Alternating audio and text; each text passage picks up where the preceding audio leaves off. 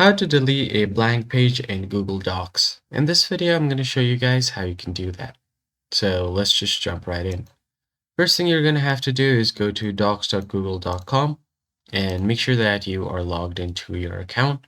Now I'm just going to create a blank document here.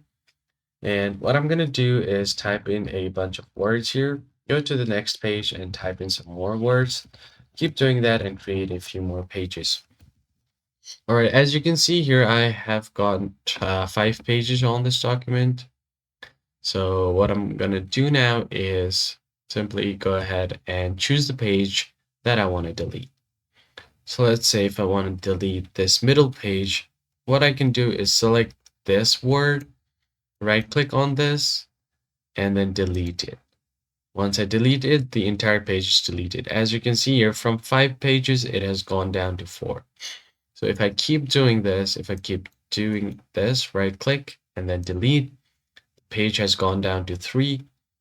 So if this doesn't work for you, then what you can do is try to simply go ahead and click on backspace, click on the word, delete it, click backspace again, and now the page is gone. Now it's two pages, down to 2 pages. And the other thing that you could also try to do is select this entirety of the page. So let me just remove this word first. So let's just remove this. Now you can just select this entire page top to bottom like so.